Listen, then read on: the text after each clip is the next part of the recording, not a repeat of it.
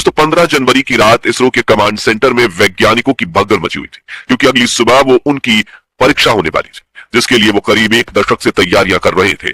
और ये परीक्षा थी इसरो के सबसे महत्वाकांक्षी स्पेसएक्स की, जिसे 30 दिसंबर की रात 10 बजे जब बाहुबली रॉकेट PSLV C-60 अपने साथ 24 पेलोड लेकर श्रीहरिकोटा से सतीश धवन स्पेस सेंटर से लॉन्च किया गया, जिसमें सबसे महत्वपूर्ण पेलोड थे 220 किलो के दो स्पेसक्राफ्ट, जिनके नाम है टारगेट और चेजर। ये दोनों स्पेसक्राफ्ट इसरो के स्पेसएक्स मिशन का हिस्सा है। इस मिशन का मुख्य उद्देश्य था अंतरिक्ष में 28,000 किलोमीटर प्रति घंटे की रफ्तार से उड़ रहे इन दोनों स्पेसक्राफ्ट को एक दूसरे से जोड़ना, यानी डॉकिंग करना, उन्हें फंक्शंस को एक साथ कंट्रोल करना और फिर उन्हें अलग करना। इस लक्ष्य को पूरा करने के लिए इसरो के वैज्ञानिकों ने सालों की मेहनत की और अपना डॉकिंग मैकेनिज्म विकसित किया और इस दोनों स्पेसक्राफ्ट में इसे इंस्टॉल किया गया।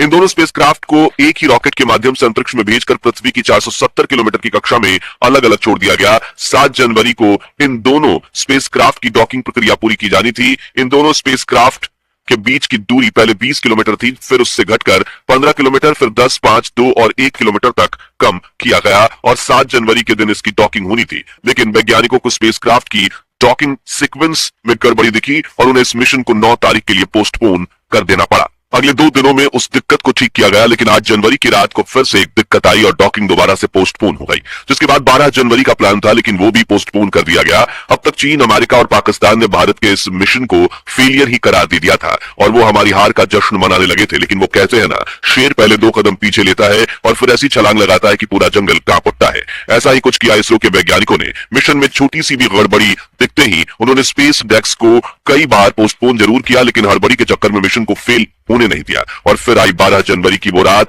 अब वैज्ञानिकों ने एक आखिरी टेस्टिंग की। जी हां, उन्होंने टारगेट और चेजर स्पेसक्राफ्ट के साथ एक ट्रायल अटेम्प्ट किया, जिसमें दोनों स्पेसक्राफ्ट के बीच की दूरी पहले 225 मीटर, फिर 100 मीटर, फिर 15 मीटर और फिर आखिर में 3 मीटर तक कम कर दी गई। यानी अब चेजर में लगे कैमरा में टारगेट स्पेसक्राफ्ट आसानी से कैप्चर हो रहा था। इसकी फुटेज भी वैज्ञानिकों ने सोशल मीडिया पर शेयर की थी, जिसके बाद इनके बीच की दूरी को थोड़ा सा बढ़ाकर रख दिया गया और 15 जनवरी की रात को वैज्ञानिक फाइनल डॉकिंग की तैयारी में जुट गए। लेकिन ये डॉकिंग कैसे की गई, चलिए आसान भाषा में समझते हैं। तो 16 जनवरी की सुबह टारगेट और चेजर के बीच की दूरी को पहले 3 मीटर, फिर 1 मीटर और फिर आखिर में 500 मिलीमीटर तक लाया गया। अब ये दोनों स्पेसक्राफ्ट एक दूसरे के करीब बढ़ रहे थे, वो भी 28,000 किलोमीटर प्रति घंटे की रफ्तार से। यानी मिशन में एक भी गड़बड़ी होती तो दोनों एक दूसरे से टकरा जाते और इसरो के 375 करोड़ रुपए के इस मिशन पर पानी फिर जाता। लेकिन कमांड सेंटर में बैठे वैज्ञानिकों ने पूरी कुशलता के साथ अपना काम जारी रखा और इसरो ने अपना लो इंपैक्ट डॉकिंग मैकेनिज्म शुरू कर दिया। जी हाँ, काफी छोटी सैटेलाइट होने की वजह से इसमें काफी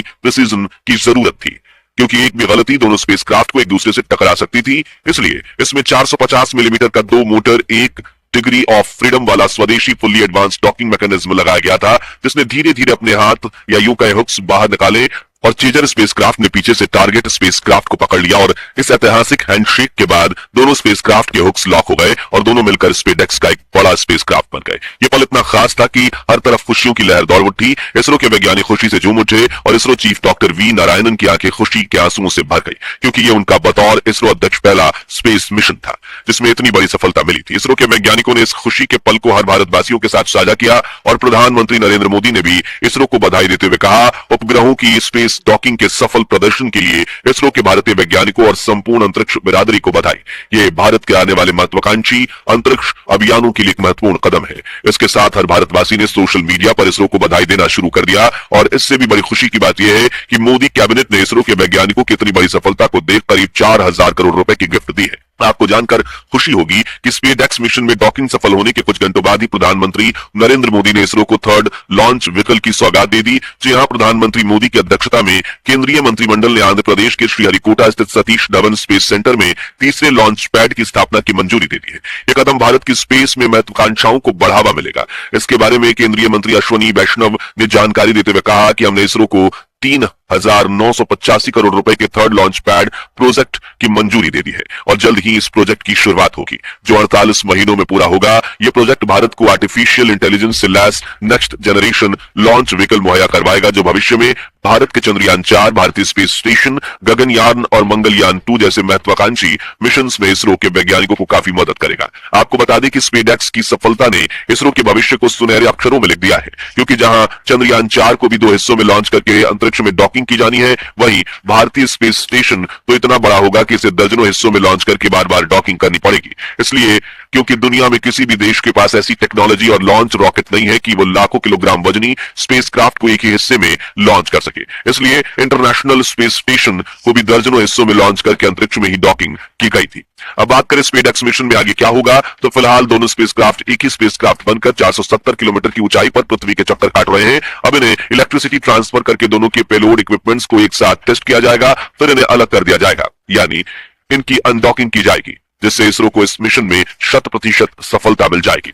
फिर दोनों अगले 2 सालों तक अंतरिक्ष में पृथ्वी के चक्कर काटते हुए अपने बाकी के काम पूरे करेंगे। इनमें अलग अलग पेलोड इक्विपमेंट लगे, यानी एक तीर से 2 निशाने, और यही तो इसरो की खूबी है कि वो एक मिशन में ही अनेक काम कर लेता है, जिससे हमारे मिशन की कॉस्ट दुनिया की स्पेस एजेंसी से 10 से 20 गुना कम हो जाती है। जैसे कि अमेरिका को अपने एक लॉन्च में करीब $1 बिलियन यानी कि 8,000 करोड़ खर्च करने पड़ते हैं, वहीं इसरो को पोलर सैटेलाइट लॉन्च व्हीकल यानी PSLV लॉन्च में 250 करोड़ में कर लेता है। इसलिए पूरी दुनिया की स्पेस एजेंसीज इसरो की कामयाबी से जलती है।